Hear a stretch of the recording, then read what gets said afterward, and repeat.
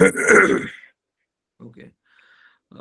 Hello, everybody, to our third guest feature here at IndiCast.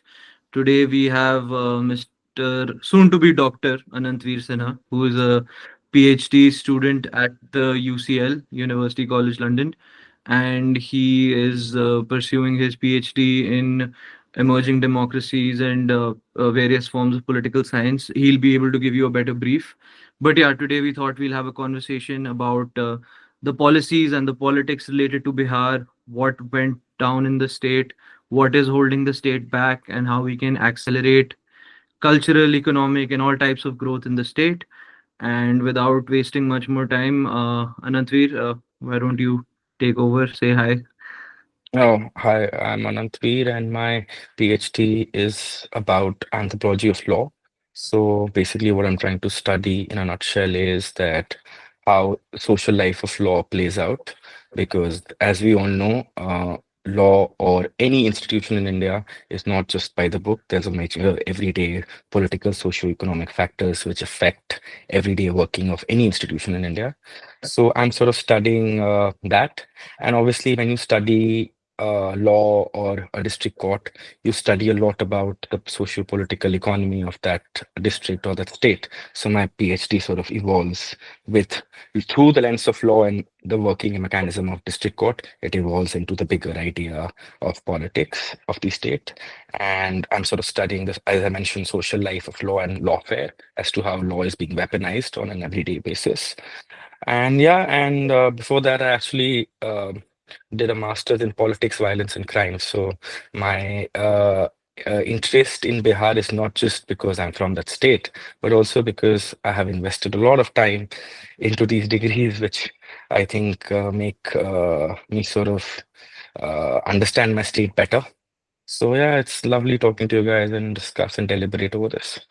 Yeah, thank you for joining us. We typically try to be as dispassionate and as Mm, collected as we can about certain issues, but because all three of the participants in today's conversation are natives of Bihar, so I mm.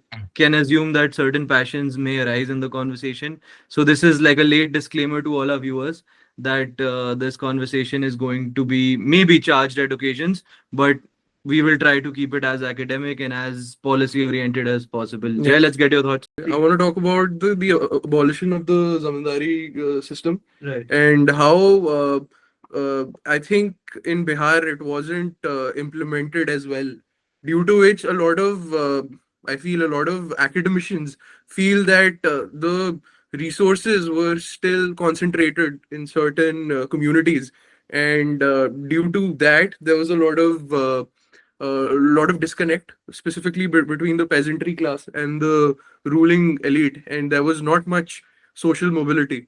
And I would like to get Anantveer's perspective on it, because he's obviously well versed in this particular topic, and I'm just like giving my rudimentary idea of the situation. Before we get Anantveer on, I just want to give my secondary thoughts on that. That despite being natives of Bihar, I will not call myself an expert, but my assessment has always been Mm. that land reforms and social reform in Bihar were not as well implemented on the ground. So exactly, you sort of created a imperfect kind of system, and arising out of that came a lot of lower economic development, poor social indicators, and the caste violence that we all know about. Now maybe Anantveer can give us a more deeper, more insightful view of this idea that we have. Firstly, even I don't claim to be an expert about Bihar, but because being of natives there, what my two cents about this is that obviously you guys are completely right that the land reforms in the state has not been complete. It has not been organic. I think if you compare with the rest of India, even neighboring Bengal, Bengal had a very organic rise of the left and the change in the zamindari system. Whereas in Bihar, it was a very top-down approach which was used. And apart from just not zamindari, even if you look at any caste movements compared to the south, uh, Bihar or UP for that matter never witnessed a very organic movement of social justice in terms of caste associations and groups. Coming back to zamindari, okay, fine. In the beginning, post-colonial, in the post-independence, Zamindari was abolished in 1967 in Bihar, if I'm not mistaken. That was the first land reforms which were implemented. I won't say that it was completely bad or completely not implemented in a proper manner. I think it was a good first step towards the disbanding of Zamindari in the Congress government. What happened after that is something, which I sort of look into it. If you look at, okay, Lalu ji became the chief minister of Bihar. He was the propagator of chief social justice and whatnot. But the only major land reform he did was Operation Todarmal in, if you remember, in 95. And that was nothing but a witch hunt against certain caste and certain politicians of certain caste, again, for his own political rearrangement of things. Or if that matter, even after after Lalu Yadav, Nitish Kumar came into power and Amir Das Commission was disbanded. So, okay, we might blame the Congress government for whatever happened in terms of early land reforms, but the successive governments of so-called social justice we have also not implemented any pragmatic steps towards land reforms. Amir Das Commission was disbanded, or for that matter, abhi jo aaya, let's say, in terms of the census. You are polarizing land reforms into a very mandal kamandal issue. And until unless you stop looking at land reforms through that perspective of caste alliances and vote bank, I don't think you can go in for a major land reform in the state. And I think later we should come back to the idea and this new development of land mafia, because that's one important uh, perspective we need to look at. Right. I think that's a interesting take.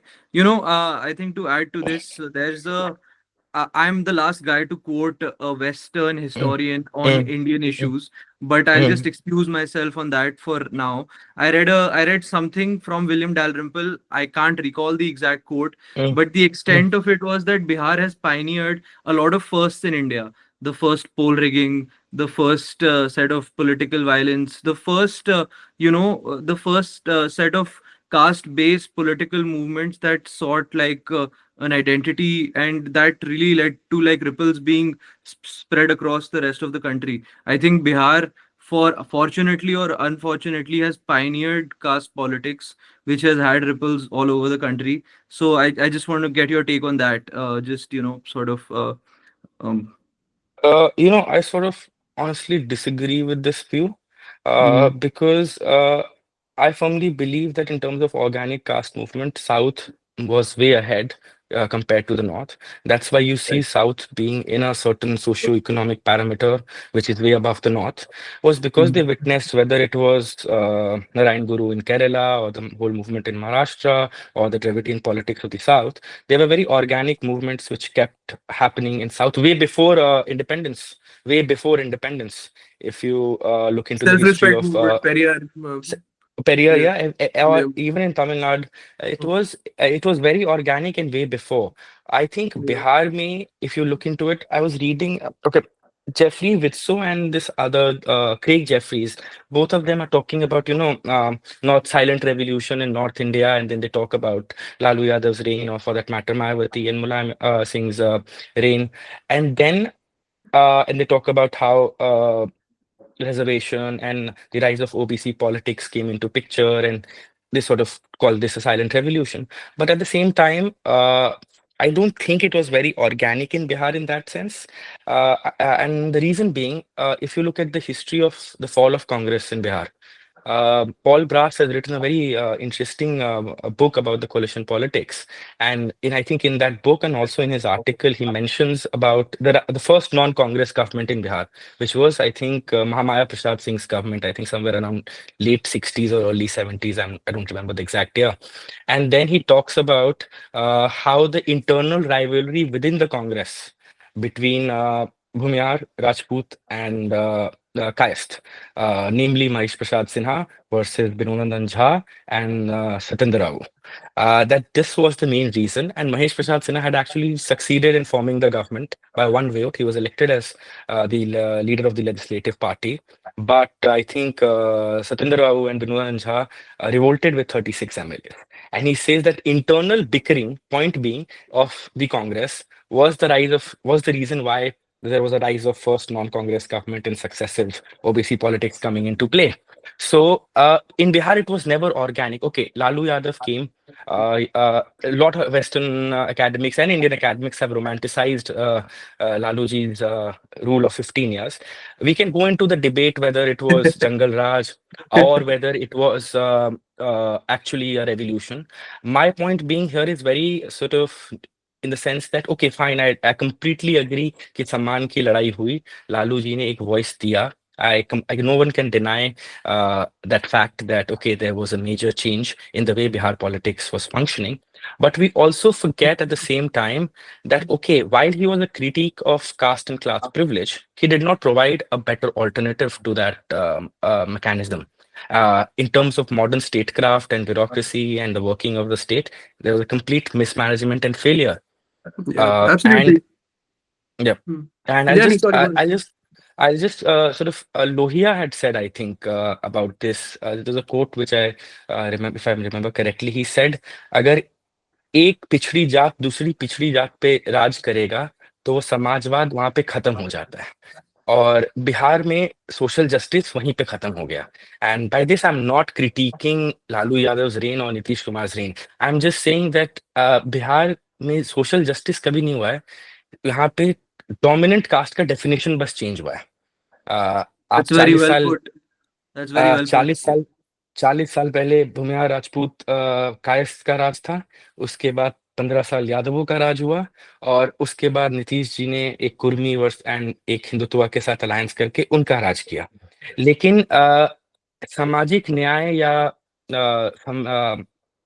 सामाजिक न्याय या socialism की जो बात थी, that's non-existent in my state. I think India in general is suffering from an ideological crisis, and Bihar is the first to show for a very long time that the ideology is missing.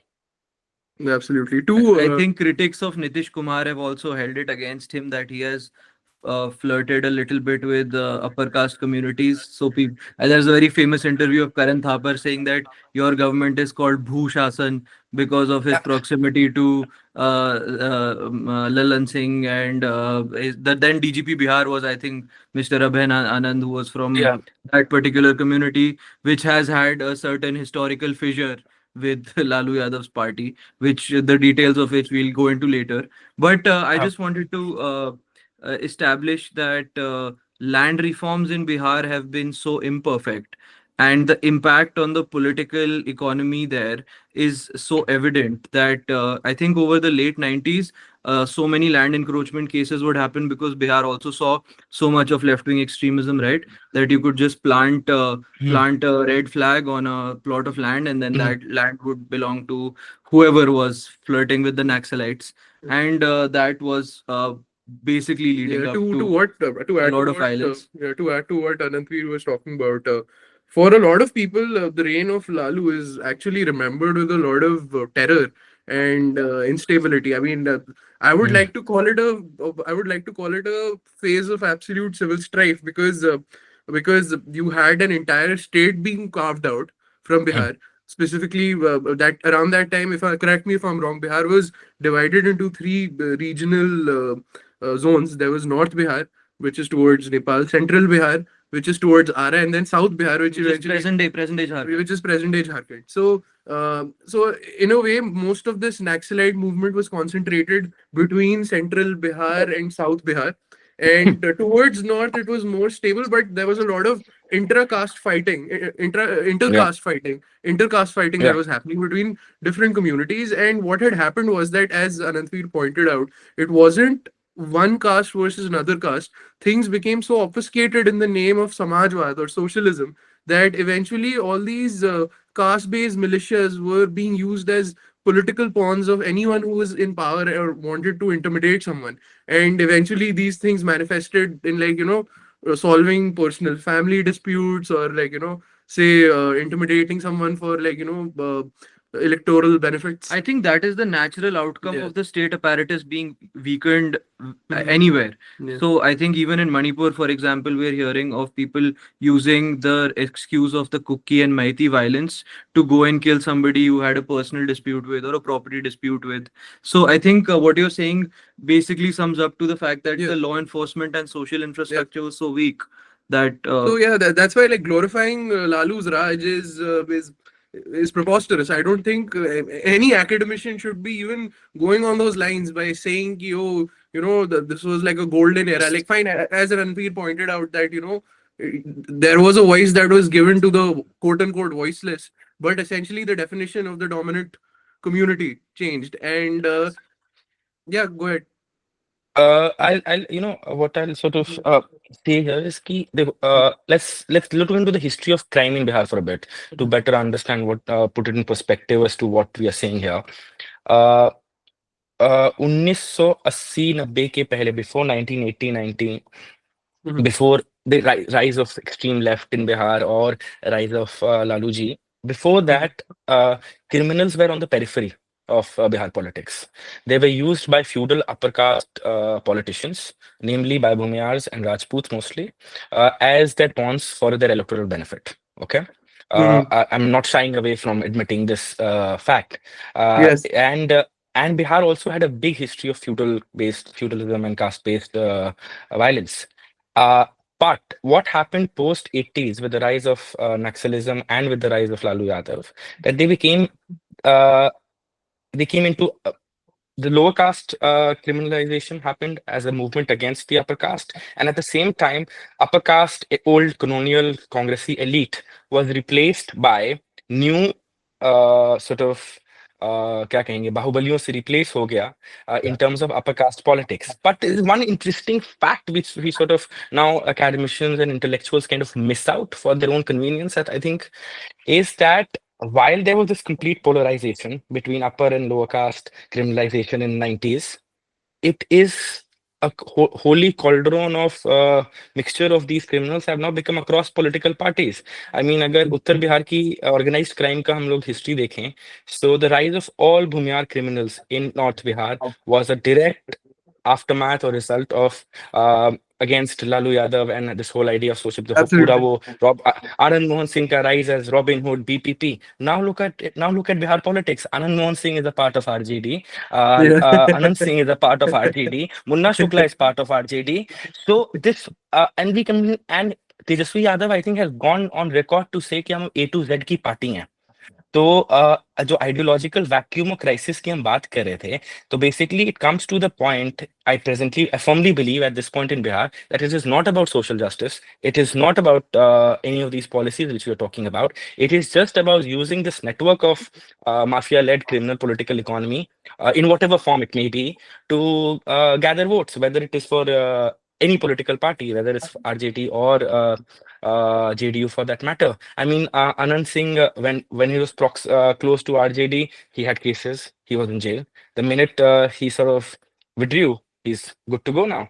So look at the whole jail manual. Can you believe a whole jail manual was changed for Anand Mohan's release last in 2020?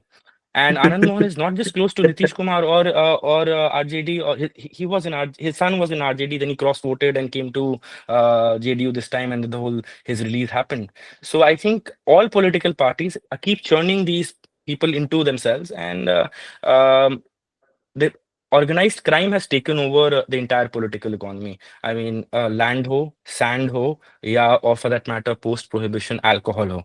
I think these three mafia-led economies is what is derivating and deliberating Bihar politics at this moment. Also, I would really want to know your perspective on the fact that Bihar has one of the largest international borders with Nepal. Bihar is also a very good place to conduct a lot of smuggling. So I think the number four that we can also include in the list is smuggling, cross-border smuggling, and It whatnot. was that's how these guys made a lot of money in 90s, no? Yeah. I think इनका भी अगर back to the history of organized crime, so Yeah. they started as henchmen for politicians, then PWD or road ki ठेकेदारी, that was the major money minting machine in the 90s, and smuggling through Mhm. Nepal, and post. uh, I think mid 2000, and with the land increase in land prices in Bihar, I think it's easier to buy a property or handle property in anywhere in a urban metropolitan part of India than in Bihar. It's more difficult to buy a property in Bihar than any urban part of India you can think of. And the exponential rise in land prices in a state which doesn't have healthcare, in a state which doesn't have education, in a state which doesn't have any industry, how are the land prices as high as it is? I mean, there must be some reason why it is happening. Okay, I can understand it's a postcard economy, migrant population, but even then, I think the political economy of land needs to be really studied in order to understand what is really happening in Bihar's socio-political scene. And so I think after smuggling, now it's predominantly land, sand, and alcohol. I Okay. mean, every political, I think BJP के भी एक फंसे थे ना अभी कुछ महीने पहले कुछ साल पहले. So I think across political party, without naming anyone, they are only brokers and criminals, and criminals in, okay, the street violence from the 90s has disappeared from Bihar. That जो पहला 90s का जो था kidnapping, extortion, murder on the streets, but it's still there. I mean, Muzaffarpur, the place I come from, uh, there have been three murders, two or three murders, Yeah, yeah. two big Murders is ones. still common. I No, still keep hearing about caste murders. no, no, it's not just two big murders Okay, in broad okay. daylight with AK-47s. Okay, in one in Like 20, the in good one old in days. 20, like Yeah. good old days. One in 2019, and one I think Yeah, was last year. yeah. Uh, and I somehow happened to be studying those cases because I was in the district for my PhD. Without going into the detail much, it's really interesting to see how the land mafia is entangling with with politics, with state machinery and judiciary. I mean, it's not just about votes anymore. They control the narrative of the institution of the state. Absolutely. Yeah, I mean, that's a simple way of looking at it is right. The complexity of the real estate regulation in any state in India, first off, Mm, is a big benefit to anybody who's trying to mm, make money off of it because the scope for like brokers, and I'm not even using the term as a bad thing, but brokers, mm, intermediaries, dalals, it's mm, just so much mm, that, change of land use, licensing, FAR, those kind of things are always, I think, they're such big revenue generators, especially when you have mm, a party fund corpus to keep reviving. But I caught on to one of your points, and I want to circle back to it.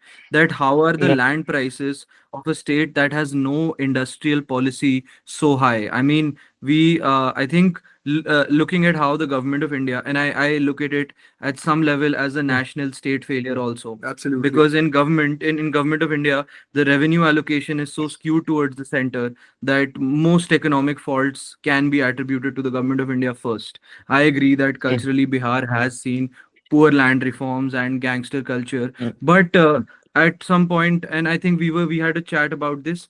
Anant Veer only brought this point to us on the conversation we had before we started recording about freight equalization, and mm, how there was very little incentive for industrialists to invest in Bihar. A, B, we don't really focus on industrial policy at all. To this day, there is very little focus on industrial policy. The last document that came out, I think, was in 2016, which is still fraught with implementation challenges. I mean, this is a state which, as funny as it looks, we keep getting Instagram reels about bridges falling off or equipments from, public lights and infrastructure being stolen.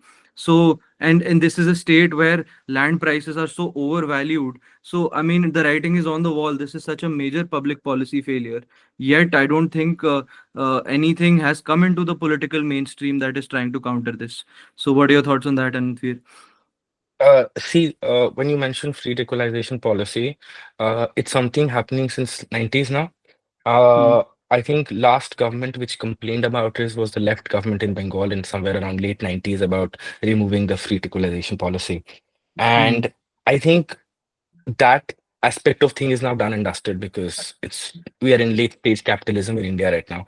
Hmm. But if you look into neoliberalism coming in 90s and the market opening up, Bihar, amongst the other so-called Bimaru states, were not ready for this. Okay.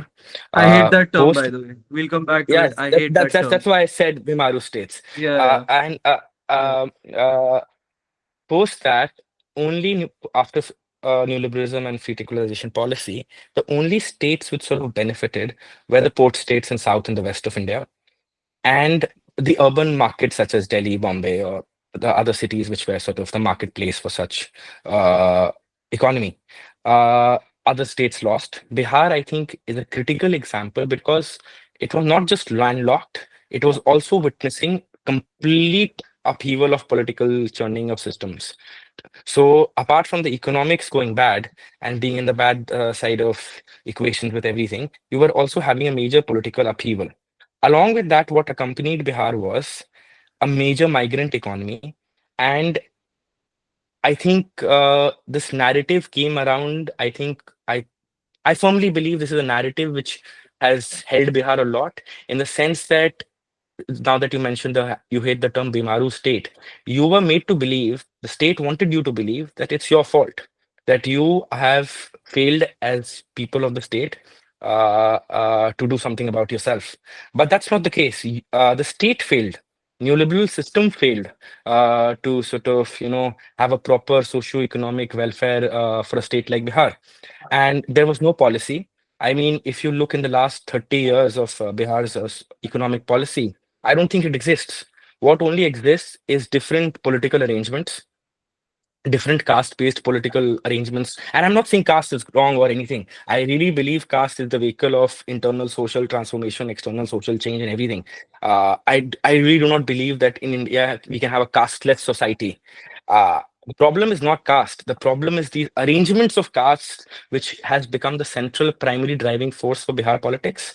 And there's a lot of scope. I mean, I think now they have, since Nitish ji has giving 13 MPs to support, I think they have the Bihar Viksit Mission 2047, 2047 going on right now, in which they're doing these surveys across the state and trying to create a policy framework.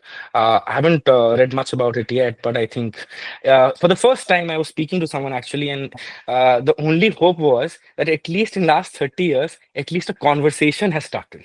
So even our expectations are too low as a state. I mean, Absolutely. we are okay, and I think it's also because there's a lack of sub-nationalism. I mean, if you go to South, there is nationalism, sub-nationalism. If you go to Punjab, there's identity. There's a question of identity. Haryana jao, Kashmir jao, wherever in India you go, whichever state part of India, there's sub-nationalism and a question of identity coming in. Your identity has been weakened to a extent where you are ashamed to be a Bihari. Okay, Yeah. let's be very honest Yeah. about Yeah. it. Uh, I think the attempt, sorry to cut, I think the attempt was done, I think, largely to all Hindi heartland states, but worse for Was Biharis. for Bihar, yeah. Because I think, it's just championing this idea of caste violence and gangster violence, which, by the way, mainstream media Glorified. has glorified it, and Biharis have been portrayed with a certain kind of humorous aspect everywhere, that, they are naive, goofy characters, always doing violence, or they are some kind of political middlemen. I think, and speaking of how we have failed Bihar, because it's a primarily India as an agrarian economy, and the gross state GDP, the metric that you count, its contribution is notably lower than in agriculture as compared to so many other states, despite Bihar being so well, like, irrigated, because it's got so many river plains. It's got some of the most fertile land plains in the country. It has There one is of the oldest ports in the country. Patliputra Patna used to be such an important port. In fact, my father used mm, to tell me with a lot of sorrow that, like, he grew up watching streamers and so mm, many massive mm, boats just going across the Ganges mm, around mm. the Gandhi Setu, and, like, all of that just disappeared. So that there was such a big market to be capitalized on, specifically on the Ganges. तो आपने तो सारी नदियों को यमुना की तरफ से ही मारना शुरू कर अब दिया. तो अब अब तो आप हम लोग ने इनलैंड वाटरवेज और land Yeah, ports authority in सब की yeah, बात आज शुरू करी. exactly. I think, what about what the Nehru Mahalanobis way of Yeah. centralizing the economy and heavy industries, what that focus forgot was that you had and Bihar was a very much a civilizational state, which is why I second your point that it's very unfortunate that we don't have a almost like a subnational identity. I think we should, but that can be a contested take.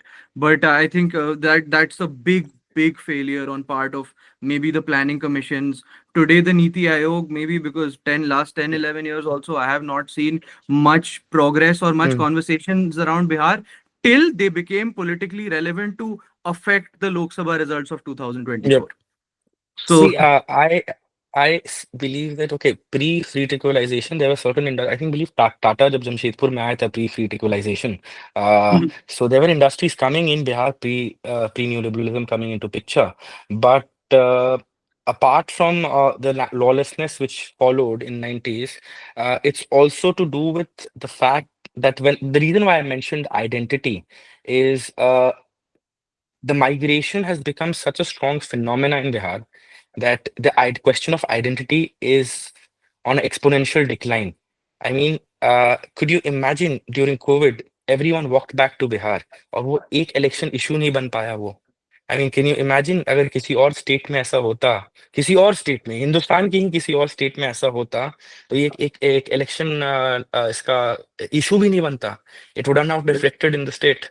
Yeah, yeah. Like to add to what you're saying, like if there are some problems with NEET exams and say a student in Tamil Nadu commits suicide, in Tamil Nadu people literally take out massive posters of that student and blame the central government for its failures. Whereas यहाँ पे तो हजारों लोग मर गए, हमें पता भी नहीं कितने लोग मरे. So many people died on train tracks and like roadways, whatever.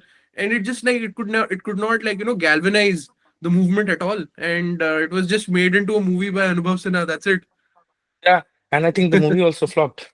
Yeah, Uh, the movie uh, also but flopped. but yeah, it's not. Yeah, I think you know why. It's actually very sad if you look into it. it is. It It's is. actually bloody sad. I mean, not just because I'm from that state, but if you even look at quantifically, if you look into it, if you quantify, major service industries in India is dominated by Bihari population. Whether it's IT, banking, government, bureaucracy. There's a big chunk of Bihari diaspora working in and outside the state, outside the country. But at the same time, there's nothing happening in the state. I mean, I don't believe large scale industrialization is ever going to happen. I think it's a utopian idea that Bihar can ever develop on a large industrial policy. But in terms of service sector or agriculture, there's not a single conversation. I mean, between the three of us, if we ever plan to go back, what do we do in Bihar? It's a very simple question. Let's not forget theory, Easy. forget policy.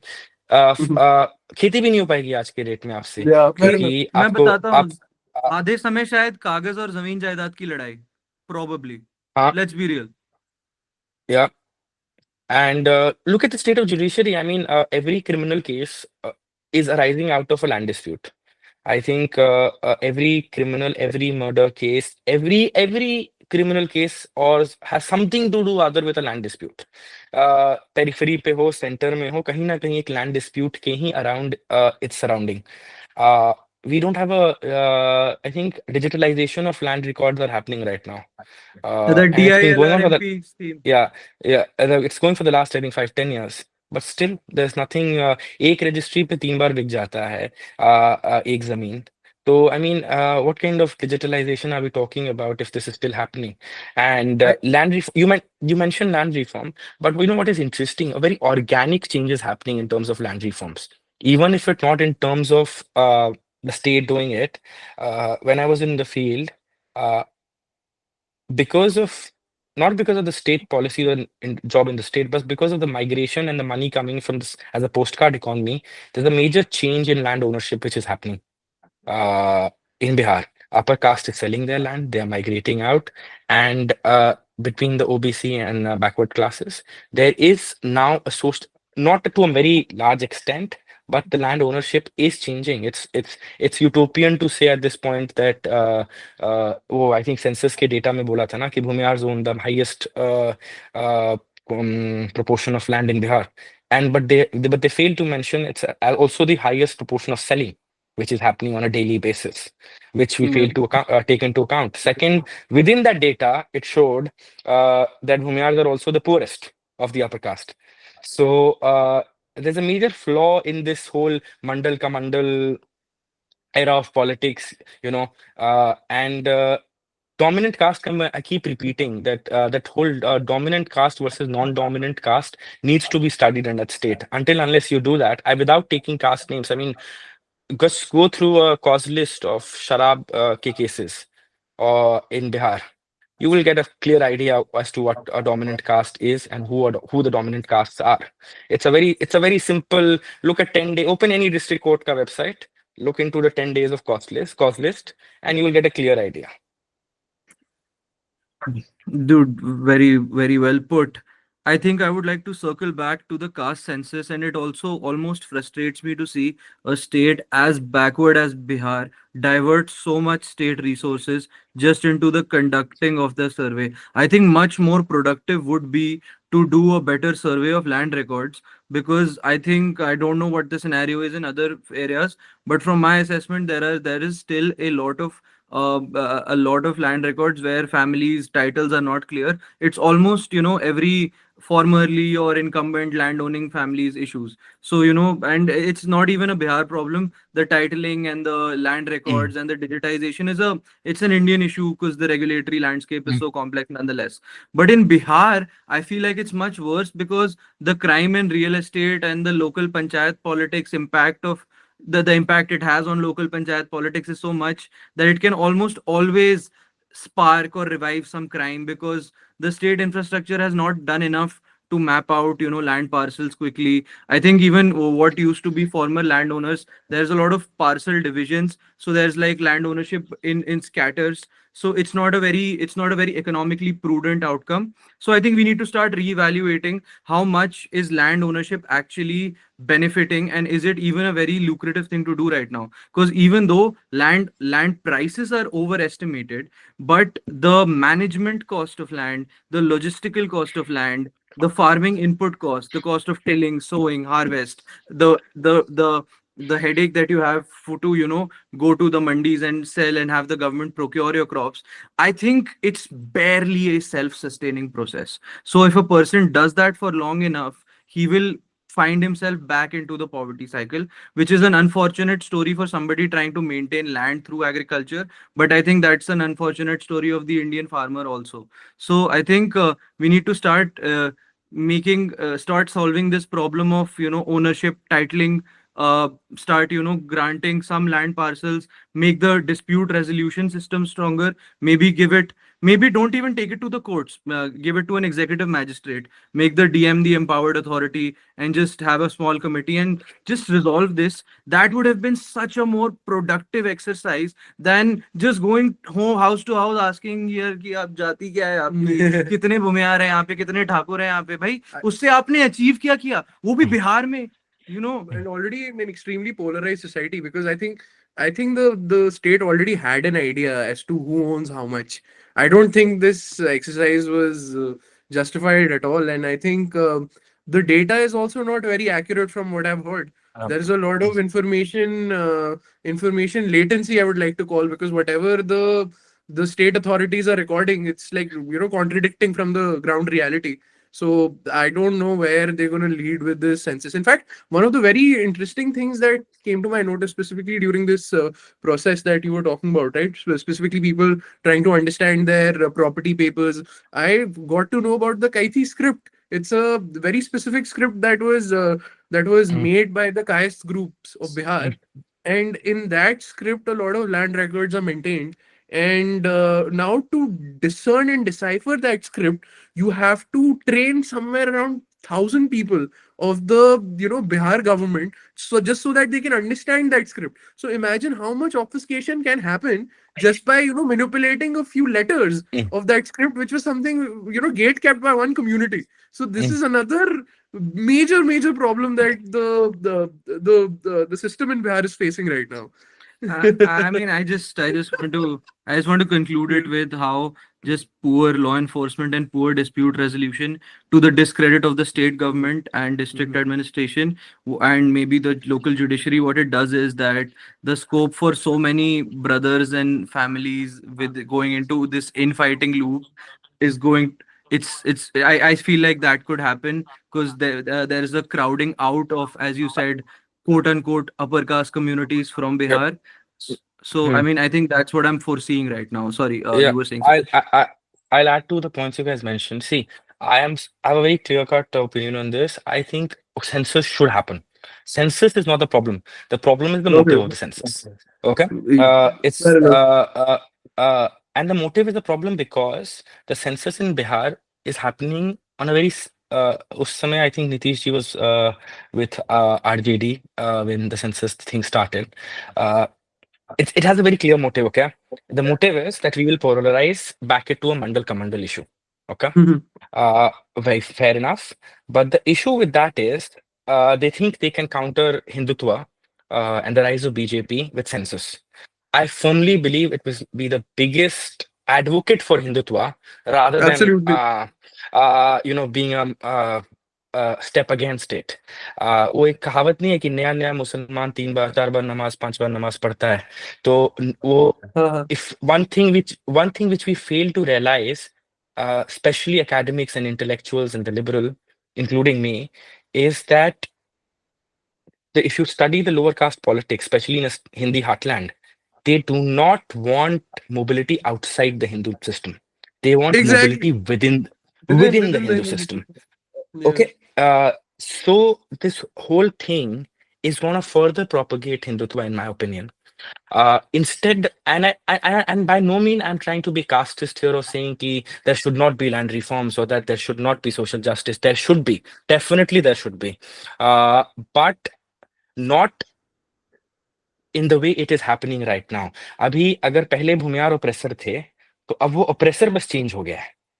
ठीक है? The caste which is the oppressor dominant caste that has only changed. People, why has okay fine UP had Mayawati, UP did witness a rise of Dalit politics. Why did the social justice movement in Bihar not produce a single Dalit chief minister? Why was Exactly. Manji treated the way he was treated? And why has there been no organic growth of Dalit politics in Bihar? Yeah. Is my In very fact, I would, matlab, in fact, That's a very add to valid what point. you're saying, a lot of violence which happened between Bhumiyars, Yadavs. I'm going to take caste names as well. Between yeah, Bhumiyars, Yadavs, Kurmis, what used to happen was that Dalits used to get the most. They used to suffer the most between the yeah, fighting of these two major communities, which had the most amounts of land. By the way, mhm, Dalits used mhm, to be their, political tool, their political pawn, and these it used to swing like a pendulum. तो कभी वहां पे वो लोग मार खाते थे तो कभी इस साइड से लोग मार खाते थे तो there was सबसे ज्यादा तो दलितों ने and नहीं This सफर करा this this circles us back to your सबसे ज्यादा दलितों ने सफर this करा circles us back yeah to Anantveer's initial yeah point, right? That we need to reevaluate the yeah definition of not upper caste but the dominant caste. yeah Because whoever yeah. becomes the dominant caste has a tendency to become an oppressor. Hmm. Sorry, you were saying. Yeah, that and that's the major public. See, I firmly believe this whole idea of state, democracy, law, and order was a very post-colonial, superimposed concept in a country like India. Okay, Mm. and how do I say this? Inherently we were not very we were not a Western society. We were democracy was not in the same fashion in our socio-economic political system as it is right now. We succeeded for good 40 to 50 years post independence, uh, uh, unlike our neighboring countries, unlike other post colonial countries. We succeeded, but with the rise post 90s of neoliberalism, of Hindutva, of caste-based politics. Caste-based politics तो नहीं, caste-based politics तो हमारे हमेशा ही से थी. But with the right of Hindutva and neoliberalism, this system is under extreme threat. And you cannot counter this democratic superimposed system by making it further complicated into these stringent divisions. And these divisions might help you navigate for a short while, but it is not protecting the institution of democracy.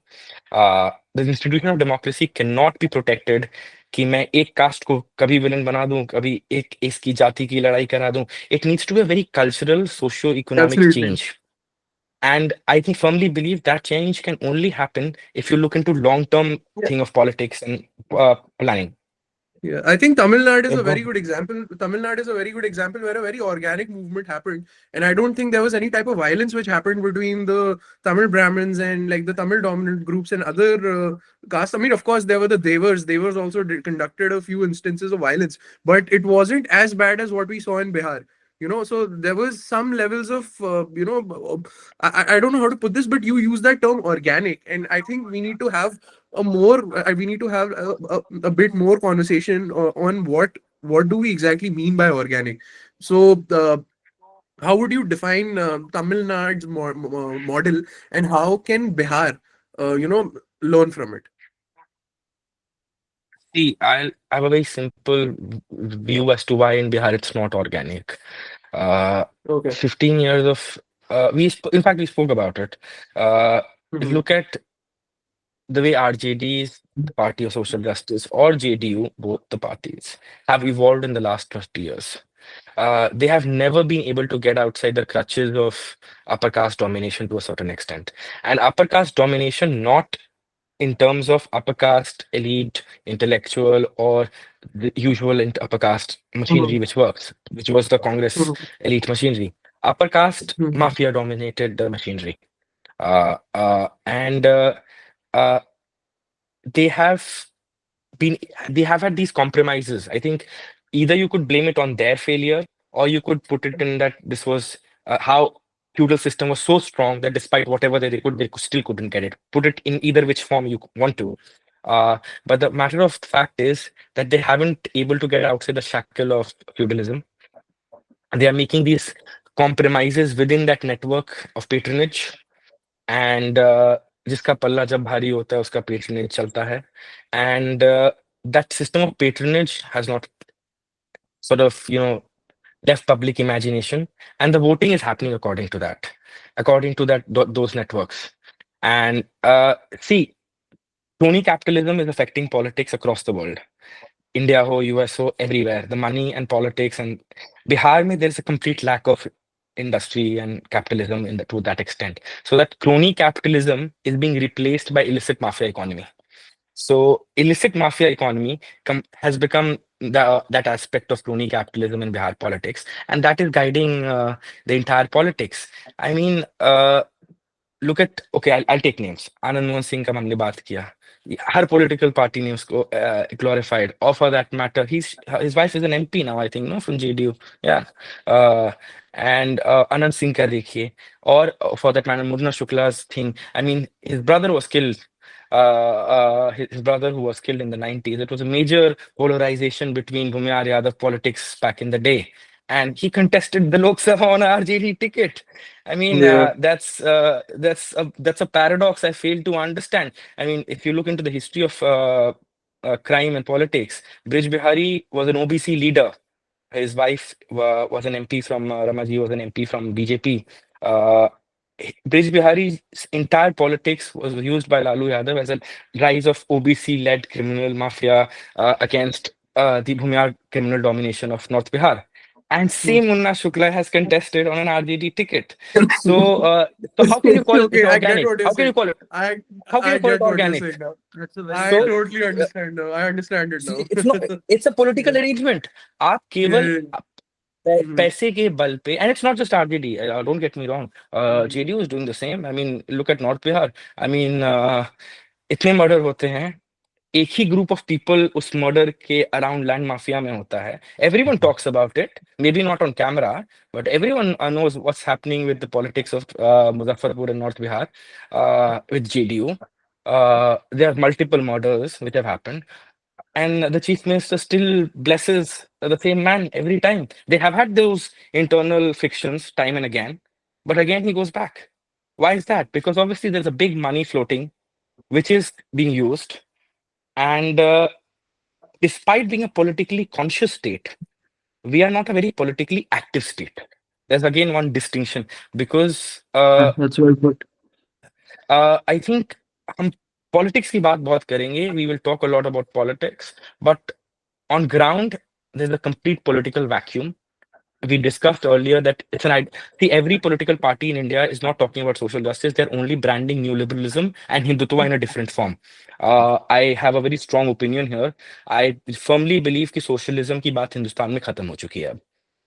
अब हम BJP is new liberalism plus hardcore Hindutva, Congress is new liberalism plus थोड़ा बहुत welfare डाल के and plus soft Hindutva. I mean Congress is BJP the whole Hindutva machinery has succeeded in changing the whole political structure of the country to the right, to a neoliberal phenomena.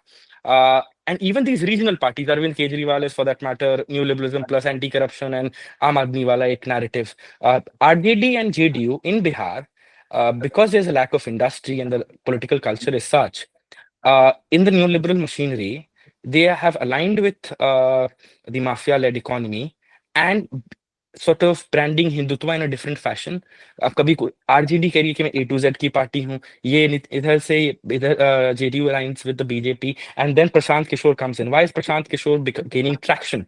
Because there is a major caste fraction uh, which doesn't vote for the RJD. That includes Buniars, that includes a certain fraction of Muslims now, because of with whatever RJD has done in the last election with a thing. So they are so Prashant Kishore is trying to be that alternative political forum for all these caste groups which do not vote for either RJD or doesn't want to vote for BJP, and he's providing proving to be that basically why is Nitish Kumar relevant? Let's discuss this, guys. I mean, his caste is about 4 to 5% of Bihar's total proportion of the thing.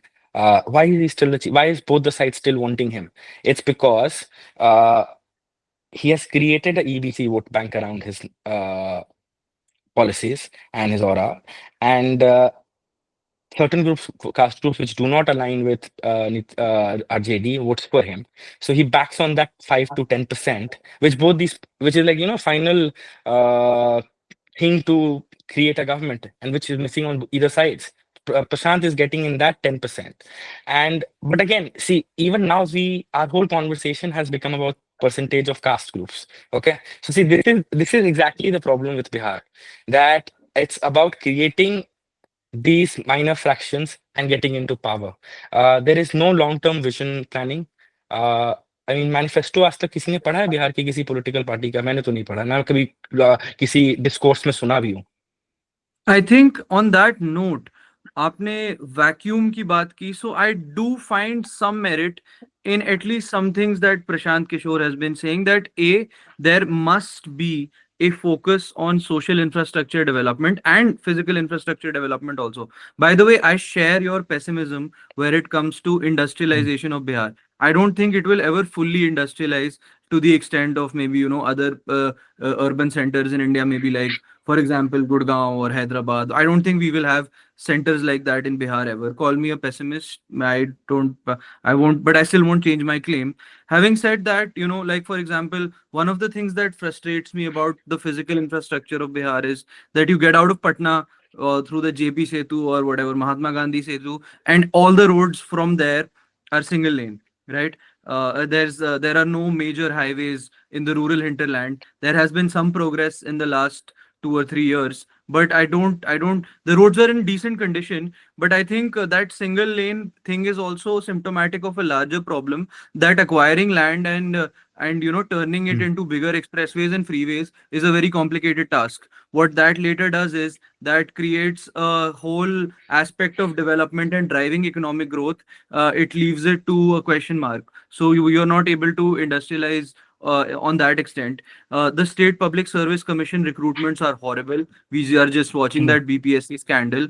And I will not even be totally surprised if there are people within the state government who are allotting posts against briberies. It's not the most wildest concept to imagine. So, I think this is a state that has already failed its people so much. The social infrastructure is still very inactive. So, I think a person like Prashant Kishore was a natural outcome, because the political vacuum is, Mm. it's not even a, like it's a political black hole. A vacuum is it comes in the initial phase. Yeah, to Mm. add to the point that you guys are making about Prashant Kishore, we talked about subnationalism, right? So I think Prashant Kishore is one of the first voices who's probably, Mm. at least hinting at that. I'm not saying he's brandishing himself like that, but I think his actions are mostly towards subnationalism, understanding you don't have to be politically conscious, you have to be politically active as well. And bhai, Bihar's population is almost 100 million. It's 104 million if I'm not wrong. So that is a huge amount of people. So why isn't that a united voice is being generated, so that so the central government starts taking us seriously. क्योंकि यार Punjabi Right. Punjabi होते हैं, हरियाणवी हरियाणवी होते हैं, Hmm. यहाँ पे तो Yeah, we इन होते हरियाणा हैं. यू हियर टर्म्स लाइक छत्तीस बिरादरी भाईचारा. But Mm. Bihar will always produce Rajputs, Bhumiyars, Yadavs, Kurmi. You are never, that identity doesn't exist. The caste identity is just so much more solidified. and that is another reason that enhances my pessimism. See, I have two. I'll get into this in three parts. The Mhm, first, let's start with Prashant. I have a very controversial and mhm. funny view on this. I generally just say that India में कोई comedian भी सरकार के खिलाफ में कुछ बोलता है तो उस पे केस हो जाता है, ठीक है? ये इंसान apparently हर स्टेट में जा जाके बीजेपी को हरा रहे हैं और इस इंसान पे केस नहीं है. So that's where my view on Prashant Kishore sort of starts and ends in a lot of ways. Yeah, you're right that the conversation which he's doing about the thing, that's interesting. That's interesting. He's a smart guy. No one, no, that's like, that's, he's a smart guy. But I still have my pessimism around his political acumen, not in terms of his political acumen, but his real His intentions. background. Real intentions about the politics of Bihar. Coming back to what you mentioned about the Bihar's identity, I think, see, caste identity exists across India, across every state. Exactly. It's just Bihar को बदनाम किया हुआ है कि Bihar is हाँ वो obsessed with भी है caste. सच बात. I think every Indian state is as obsessed as Yeah, Bihar. yeah, I mean, yeah, there yeah. was, I mean, not just Indian states, wherever भाई Indian हरियाणा में कितना होता diaspora, है भाई. Haryana, Indian if you diaspora, look at the sorry, yeah, Haryana, if you look at yeah, the local newspapers, you will always find some murder happening on the on the name of yeah, caste. You will yeah. find कि किसी ने किसी की जाति के बारे में ये बोल दिया, बंदे ने उसको जाके मार दिया. No, I Yeah, think that तो Yeah, yeah. caste is a very Not just solidified yeah. concept yeah, across. not just Indian states. If you look at diaspora, Indian diaspora across US, UK, यहाँ पे caste exist होता है when they go out and find these, they create these echo chambers. I mean, there was this study, a couple of years ago where Apple included caste as a form of discrimination within the work policy. So it's not like caste doesn't exist. I think whenever there is an Indian South Asian, not just Indian, I think South Asian. I mean, Islam में caste नहीं है, but South Asia में Islam में caste है. तो बहुत ज्यादा है.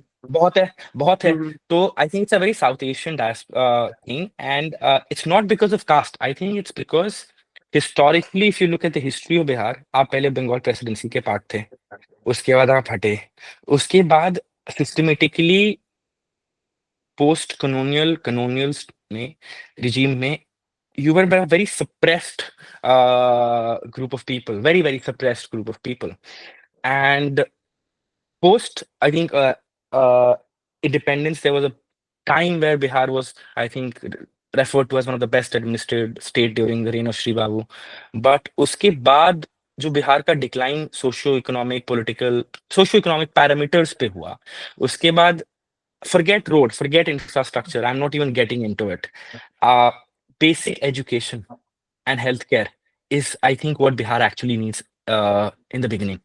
Uh, Sorry, to add yeah, to go what for you're it. saying, Yeah. my village in Samastipur, I remember my father took me to one of those local primary schools, and I was appalled to Mhm. see the condition of that because I saw fifth grade and sixth grade being forced to sit in one class and being taught together.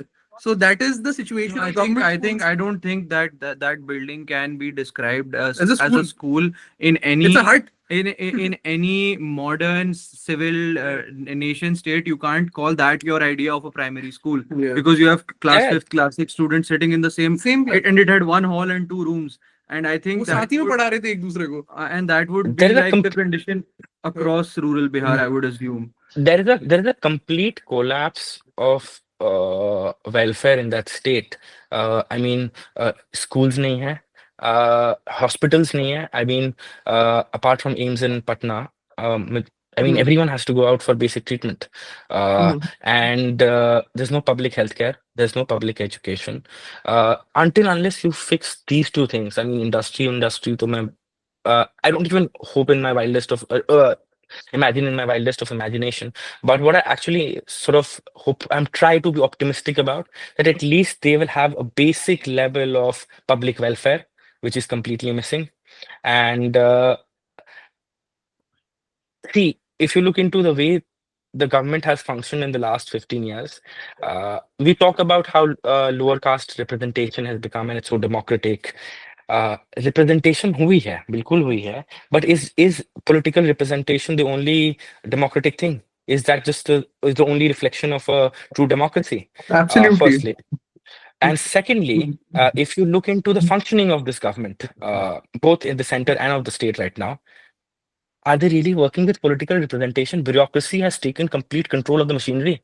I mean, are elected representatives of any, do they have any substantial grip or hold or say? I Bureaucracy has will taken a catch on to complete, this. Sorry, I'm just interrupting yeah, you, yeah, but I think this is a huge problem because you can be a very partially effective bureaucrat in Bihar and mm, become mm, so famous. I'm not taking names, but yeah, yeah, yeah, yeah, the number of policemen turned politicians in Bihar is too high.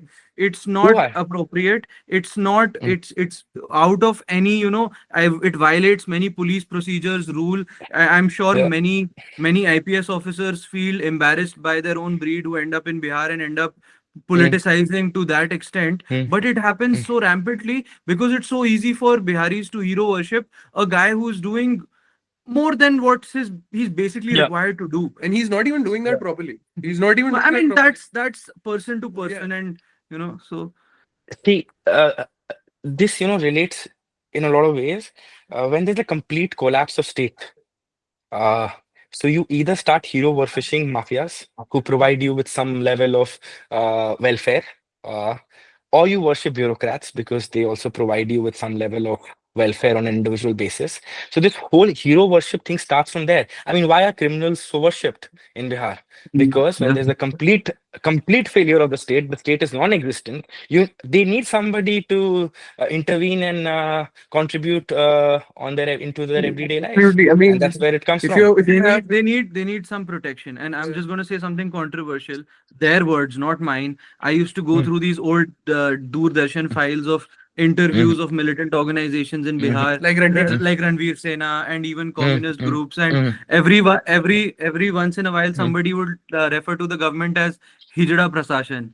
Not my words, theirs. But that's the level of frustration that So was. yeah, to add to what Raj is saying is that if you have your villages being run over by brigands and armed groups who basically decapitate women, rape women, kill toddlers, you will eventually have people pick up arms and totally go against the state machinery. And if say one particular group does it, you try to portray it as something which is very very noble, but that's what happens. I mean, if the state machinery fails, you have groups taking things into their own hands and doing the basic protection on It's their own like level. it's like a simple outcome, right? Exactly. Hmm. You have either like Anantveer said, you need Yeah. to go to the police for protection, Yeah. or you need to go to a Bahubali mafia sort of person for Yeah. protection.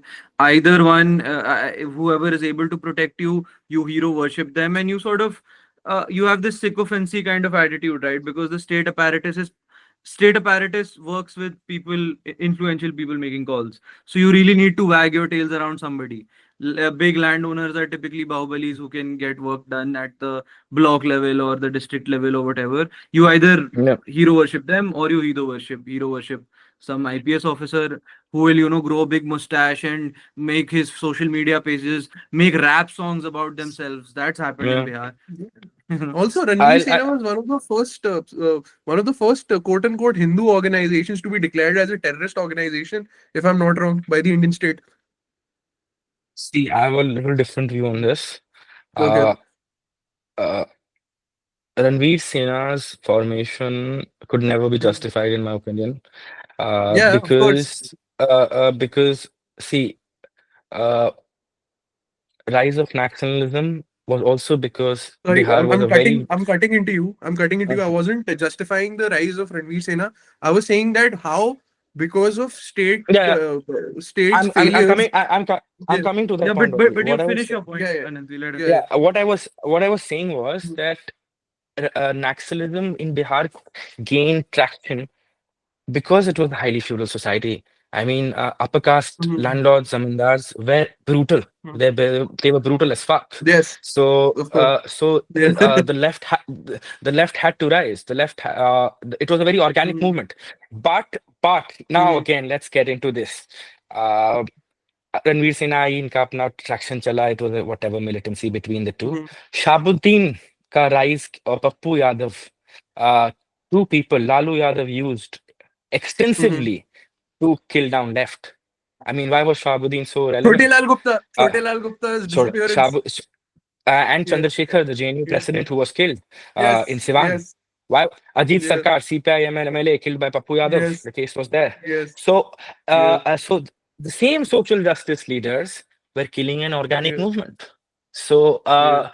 uh, and in the meantime, uh, we sort of limit the whole conversation around Ranveer Sena, but we forget what state was doing. State was also using Ranveer Sena to tackle Exactly. down Naxalism. Okay, and not just Hmm. Yes. Ranveer Sena, they were using all these criminal political figures to rampantly get involved into state machinery to tackle left. Uh, uh, Mhm. तो ये एक बड़ा interesting phenomena है कि हम बिहार में organic movement को भी कैसे किल करते हैं। अगर नक्सलिज्म एक ऑर्गेनिक मूवमेंट Mhm. था बिहार में, तो state has actively work to kill that. And Mhm. See what how do I say this that Bihar में आइडियोलॉजिकल क्राइसिस के सिवा एक कॉन्शियसनेस की भी क्राइसिस आ चुकी है, in the sense that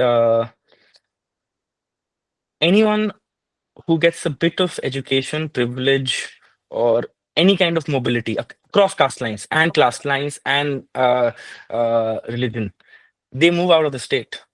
Again, the question of identity comes in. We can sit here, talk on podcast, and talk about, but All there's of no us. one miss. Yeah, but all of us. All Yeah. of us, all of us, All of us. all of us, all of us. We all want to escape it. Everyone wants to escape the matrix of Bihar and its problems. And I mean, if you look at again South India or Tamil Brahmins, Tambrams, they form their organization in a very rigid sense across the world, wherever the diaspora is. I have never heard of the subnationalism in terms of Bihari identity. I mean, I see most of Bihar people will be like, okay, I was born there, but I was raised in Delhi or whichever metropolitan they migrated to, because there is a lot of shame, and that shame stems from Bollywood. That stems from the cultural narrative which has been created. I mean, Punjabi songs are all as bloody sexist. I mean, Yes. Punjabi Bollywood songs are as bloody sexist. But Yes. why is Bhojpuri film industry sort of mocked in that fashion? It is because But the question of class comes in, right? I mean, yeah, exactly. you can hear Honey Singh talk shit in a much vulgar fashion, become a bloody pop star icon. But when I sing तुम्हार लहंगा उठा दे remote से, I am a sexist. Yeah, because the class angle comes in, because I mean, the way the treatment. No, I want the freedom to sing it. If somebody can sing, you know. No, I think nobody should sing it. But the thing is, Yeah. if somebody sing, you should look at it the same angle with the same length. Is what I'm trying to say. I mean, you can't sexism और gender के नाम पे class हमेशा हर चीज में class आता है. सो while it is cool to sing about all of this in Punjabi in Bollywood, it's not it becomes a center of mockery for mainstream media and film industry for Bihar. I mean, what is even the accent they speak in? I really don't understand. Just say Yeah. because it's a big population, every Bollywood movie in the last 2 to 3 years has some Bihari character or some Purvanchali character They're getting into Pawan Singh their. now. They're getting Pawan Singh now for like most of their songs now. Exactly, Two of the biggest songs exactly. last year were by Pawan Singh. 2024, two of the biggest hits in Bollywood was by a Bhojpuri singer जिसको तुम लोग जिस पे थूकते थे तुम लोग for the longest time for good reason but Yeah, yeah. But yeah. this is what I'm saying, right? The class, the money is what sort of dictates the narrative, and we all fall into the trap. I seriously don't believe that development is defined by an industry or by.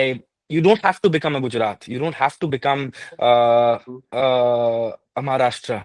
Uh, but with basic level of You can be Kerala. education, You can be healthcare, Kerala. there's some. You can be Kerala. You don't have to be Kerala also, dude. I really believe you just Hmm. have to fix your basic healthcare and education system in Bihar. If you ठीक है, प्रशांत या तेजस्वी यादव बात करते हैं 10 लाख नौकरी, 20 लाख नौकरी, 1 करोड़ नौकरी, what ever the narrative is. Have you ever heard them talk about education or healthcare? Have you heard any main political party in Bihar talk about basic education and healthcare? I mean, I have heard Prashant Kishore talk about it, not before him, but he has mentioned No, yeah, it but on. he had that okay. somehow Yeah. takes us back to a a very core issue with Indian policies, because a lot of our focus is on higher education. We don't give Mm. primary and secondary education that much of importance, because our So, understanding of education is कि भाई नौकरी चाहिए और नौकरी के लिए higher But I education think सबसे this ज्यादा is this important is है. this is again a flaw of the again Nehru Mahalanobis Yeah. planning economy, because your focus is on heavy industries. Hmm. As a result, your focus is on higher technical education. With primary education, which is way more important, got crowded out of the policy framework, and it has never been revived. चलो higher All education पे भी prime जाते हैं. all There good was a primary education in India is privately offered. Sorry, yeah, you were offered saying. even higher education. Forget, okay, let's say Yeah. ignore all of this. Higher education, but there was a time when Patna University used to be much better than Delhi University, Yeah, my and father was in Patna University. Hmm. yeah, and Patna University and Yeah. Allahabad University were these pinnacle of higher education. Uh, in today's date, I think Bihar University is running 3 years late per batch or something like that. That's the normal trend. That's the normal trend. So even for higher education, I mean, there's not much. You can't get a degree on a stimulated timeline in Bihar because the universities run majorly late. So even in Yeah, I terms of mean, higher so education, there's not much. imagine being a 25-year-old in Bihar right now. You probably finished your college in 2020, 2021, and you got your degree in 2025. And now, then you decide, okay, let's just try to appear for government service. You go appear for BPSC exams, and then your state public service commission is, we all know what's going on with the BPSC. So, Mhm. how does a man like that not lose faith in the state apparatus? Probably their lands are either encroached upon or disputed, so there is no agricultural practice which is profitable. So what does a guy do except migrate to another state and accept some kind of uh, uh, blue collar employment? That is a That's very it. likely Yeah. scenario. That's exactly what has been happening for the last 20, 30 years, I guess. Hmm. And that is why nobody's interested in in do you think any central party has been interested, party in the center has been interested in Bihar, apart from forming an alliance during Lok Sabha, get the Yeah, number of this Lok seats, Sabha. whichever 2014 ho, 19 ho, or 2040, 24 ho, uh, the mainstream political parties of India will form an alliance with a regional party, both ways, get those number of seats they want in Lok Sabha, and are they even interested in Bihar Vidhan Sabha? They are not. They're not interested. Bihar is not a state which anyone is interested in. And why is that? Because population has migrated. There is no political consciousness to that extent. जात के नाम पे या धर्म के नाम पे I think अभी भी बिहार वोट नहीं करता है. That's what I would Hmm. like to believe कि BJP That's true. has Yeah. failed. BJP has failed to sort of Hindutva has failed to a certain extent. I don't know what will happen to in 2025, but until now, they have failed because despite whatever machinery they use, they still needed a Nitish Kumar to be relevant. So, uh, जिस जाति के नाम पे, and I think Bihar के लोगों में कैसे बोलूं, एक एक वैक्यूम है. I mean, even we as people, forget the state, even we as people have failed. We don't bring this into the discourse. I mean, uh, whatever little time I've spent there or seen there, हमारा voting करने का जो मापदंड होता है वो बहुत flawed है. हमारा वोटिंग करने का जो बिहार के लोगों के का मैं इंक्लूडिंग ऑल ऑफ अस, वो मापदंड is very flawed. I mean, why we vote is a very it's a very it's a very flawed way in which we vote. And I think the reason why I think it's flawed, according to me, is again that we are a very superimposed idea of state and democracy. तो हम खुश हैं अपने Hmm. उस Um, within that to democratic I think I'll To just talk about this. I'll just cut you off for a second. You hold on to your thought, don't forget it. But मुझे हमेशा ये भी लगता है कि I think Bihar की हम सब की बहुत बड़ी प्रॉब्लम ये रही है कि बिहार में बिहार छोड़ना और तरक्की करना are one and the same thing. कोई भी तरक्की करने वाली फैमिली बिहार में नहीं है, and we always aspire for that for our relatives there also, that if you wish the well for them, they should leave. We look at it as a matter of pride that Bihar has produced so many IAS and IPS officers. The outcome of that is that, you know, so many Biharis have worked for the development of different states. Like somebody is chief secretary of Gujarat, somebody is DGP in Tamil Nadu. So everybody has worked for development of so many other states, but our own state is down there, still way back in the gutter, in my views, operating very much like a failed state. And Sorry. I'll talk on two things, right? First, we spoke about how Bihar has always been in cusp of different regions historically, because historically, I think in Maghad it was in its most united form, if you can like consider that a political Mm. unit. Otherwise, if you take medieval history, right, Mm. Bihar was sandwiched between the Bihar was sandwiched between the Delhi Sultanate and the Bengal Sultanate, right? Then the British came in, so that divide continued, and then some parts of it went to the Awadhi society towards Lucknow, and some parts retained itself in the Bengal Mm. presidency. Correct me if I'm wrong. Mm. And taking all of that in mind, Raj, you mentioned something very important about doing. We were talking about something like, you know, Bihar, Biharis not staying in Bihar and going out doing so well in other states. Yeah. And what was the last point you mentioned? Because I'm losing my train of thought. No, like I was saying that, you know, we have interlinked Yeah. progress in a Bihari family Yeah. with outward migration, right? Yeah. And you develop other states because there is no shortage of count of Bihari IS officers who have probably Mm. played, and I'm very proud of that fact. But they've played a key role in the developmental history of the country. But how Yeah. ironic is that the social infrastructure of that very state is the poorest? Yeah. So coming back to my point, I think the second point that I was trying to make was that the whole idea of nation building and national integration, I think Biharis have taken that the best, because we're scattered all across the country. We don't have a regional identity left, and you can say that we are the most Indian out of all Indians. Is the final point that I want to make.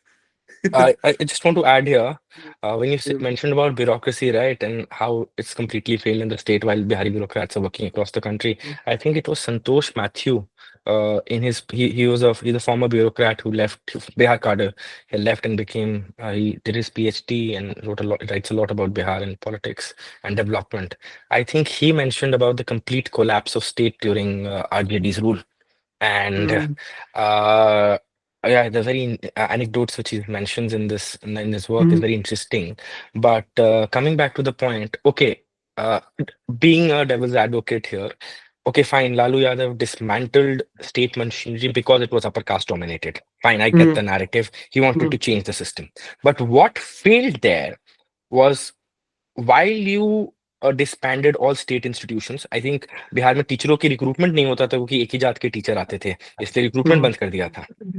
Mm. लेकिन so while you were sort of aiming to democratize the institution by disbanding them, what failed in this silent revolution or this idea of social justice in Bihar, that the alternative was not created.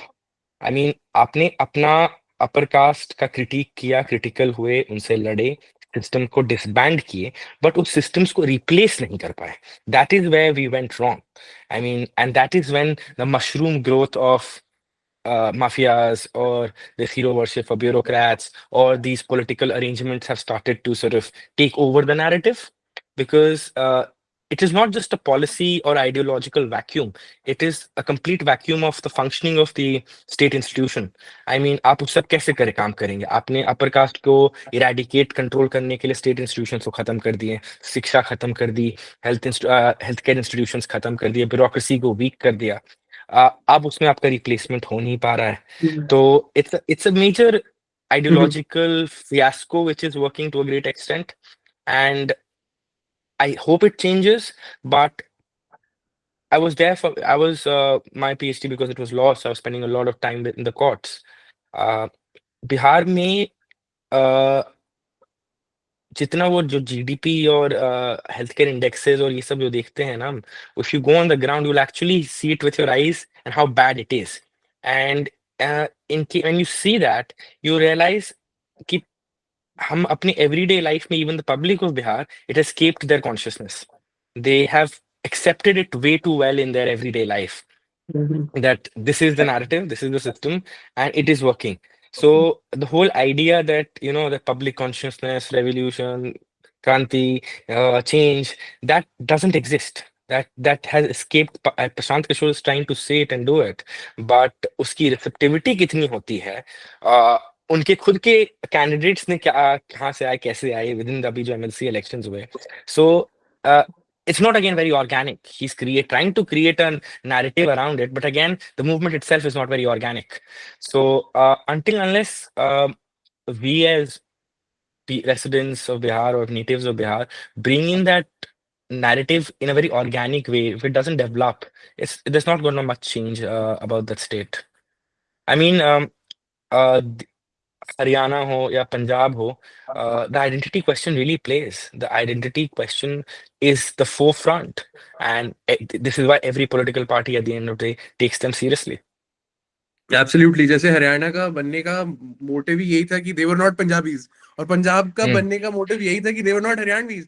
They wanted mm, disown themselves from the Hindi speakers. So that's why Haryana was formed in the first place during the linguistic reorganisation phase of the country. तो of course उनकी एक identity है, एक regional identity है. उनकी एक cultural identity भी इस तरीके से आ जाती है कि यहाँ पे कुछ कुछ inscriptions मिले towards the ruins which were associated with the early rulers of Delhi around the 8th and the 9th century. वहाँ पे they have found evidence of a place called Haryana which existed in this part of the country. So I think there is this cultural, it includes Delhi yeah, and parts so of Western UP and all exactly. also. So it has some cultural consciousness as well. And given that हमारी तो और भी पुरानी cultural consciousness है, and इतनी ज्यादा civilizational consciousness है, तो we should, we should definitely but strive this, for more but rather than being okay with all but of these things. yeah, but you see, now that you mention all of that, there's a point which comes into my head. There's also a major sort of lack of a historical figure in our cultural history, if you look into it. Okay, uh, Ma- Mhm. Maharashtra में छत्रपति शिवाजी का था, Punjab had the whole question of Punjabi Yeah. identity, Haryana में identity का था. uh, uh, uh, Bihar में, if you look into it, there's a complete sheer lack of a historical cultural identity in that sense. हम लोग Chandragupta मौर्यगुप्त empire की बात करते हैं, वहां पे वो खत्म होता है, बुद्ध को अपने अपने tourism. I mean, uh, despite having so many historical histories and legacies, it hasn't taken public social consciousness. Yeah, आप I नहीं mean, historical हम लोग figures की भी uh, जाति निकालने लगते वही हो. नहीं एक्चुअली हम लोग Historical सबसे figures की पहले भी जाति निकालने लगते हो. how do you align yourself Yeah. with a historical figure? जाति निकालने लगते The हो, first thing जाति. you will do in Bihar is that you will issue a caste certificate even to a historical figure. And I mean, and again, I am myself, I'm not fully mm, opposed to the idea of caste. mm, The few mm, followers that we have of our podcast mm, will know that because I've stated it mm, multiple times leading up to this episode also. But so the print used to do this thing where they would write a mm, very complex issue and try to sum it up in 50 words. I used to I appreciate the print, but I think that was a very very awful attempt at trying to summarize a very complex issue. That's exactly what I will try to do, because I feel like I'm going to give sort of my Conclusion. final thoughts on what I think about mm, Bihar politics, rather Bihar policy, because the latter interests me more. I mm, with you, boss, I just slightly differ maybe on Prashant Kishore. I do think mm, that if we have a voice mm, who has mm, to drive in social infrastructure, maybe, and I think ऐसी situation आ गई है that if you are a well wisher of Bihar, आपको कोई भी मसीहा दिखे, you will go for it. If anybody can be if I hear mm, the first guy in my lifetime trying to mm, be on the mm, ground in Bihar and trying to say that he's trying to drive social change no matter how long it takes, even basic mm, social infrastructure improvements there are mm, for me maybe something that I can get behind. Although I agree with you that his rise does indicate things that may raise questions about who's behind him, or what are the real intentions. But I guess वो तो time के साथ reveal होता ही रहेगा. And lastly, we need a small but consistent industrial policy. We need better surveying and digitization of land reforms, the real kind. You need a real mm, you need a really mm. your first genuine attempt at land reforms in independent India Mm. is required in Bihar, and I think that could at least set it in a right direction so that maybe my children or grandchildren can see a decent Mm. worthy of visit and living Bihar. So I'm done, but Yeah, Uh, so to conclude my thoughts, I would say that I'm a bit pessimistic about Bihar's politics because I feel that, and policy as well, because I don't think, I don't, even though a lot of things that Prashant Kishore is promising are good to the ears, but only time will tell how good he would, like, implement. And as I think I'll agree with Anantveer here, because I don't think that his rise is very organic, because 2014 May he was told, most of his effort was to ensure that the incumbent prime minister becomes prime minister, and then he had a major falling out with the BJP. So after that he was helping out other state governments to combat BJP. So I don't think his intentions is something that I'm not being able to, like, gel with. And in conclusion, I think a lot of policy related changes that you suggested I totally agree with, but I also want to add that we need to focus a lot more on uh, you know inland inland yeah, waterways is inland right, right, water. inland waterways. And I think we need to start considering a lot of these historical ports on the Ganges as an economic as an economic powerhouse, so that trade can flow through these I mean, places again. Yeah, Bihar is a state that floods every year. yeah. It's a tragedy, but mm. it's also an opportunity. You can use that to build infrastructure around hydroelectricity, Mm, better irrigation power plants. exactly. But Mm. where do you start that when the whole state government is busy doing a caste census? Hmm. Sorry. Yeah, I've Uh, given my thoughts, and I'm concluding. yeah, I'll Yeah. conclude on the note like, okay, as far as Prashant Kishore is concerned, I don't have much hope. And while he helped defeat BJP, जब पहली बार उसने पहले Bihari state था ना, when he was helping Nitish in 2015, and I remember जब when he had a fallout with Nitish Kumar went on to record and to say that I kept him on the thing on insistence of Amit Shah for the thing. So अगर BJP को हराया तो फिर BJP के president उसको insist क्यों कर रहे थे कि opposite party को कि to keep him in, give him that cabinet rank which he got.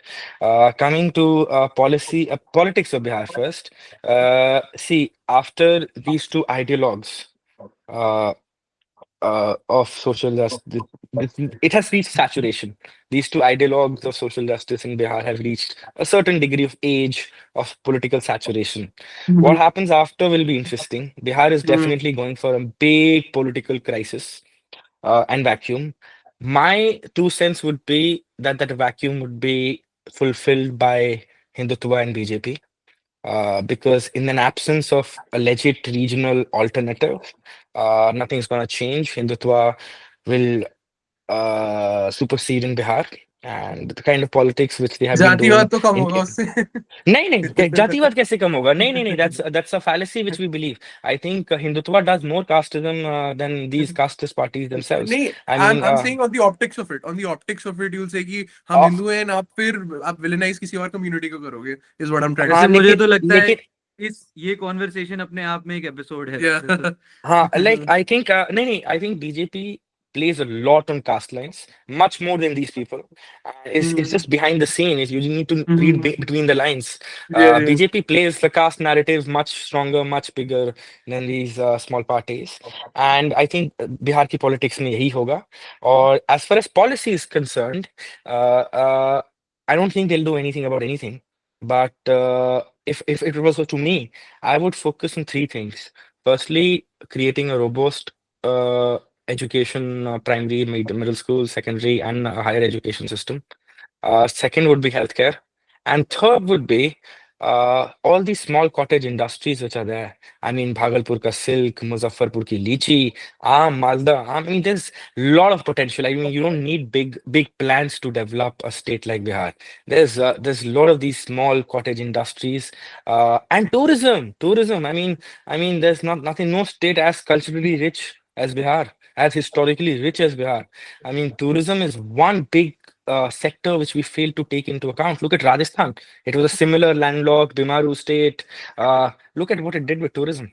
And tourism is, I would put my thing on tourism. And these things don't require a lot of heavy investment. I get Bihar is a poor state.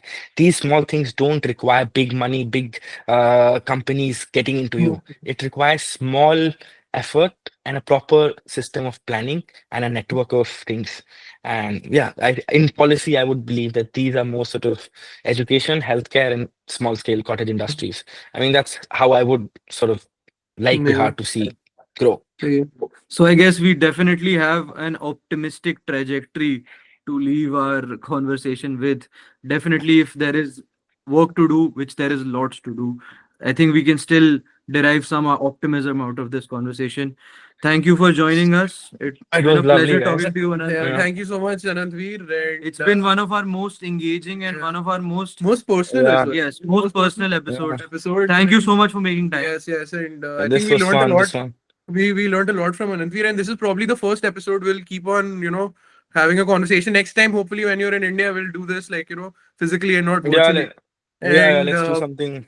yeah, and yeah, thank you so much. It was lovely, guys. Anantveer also has a podcast, by the way.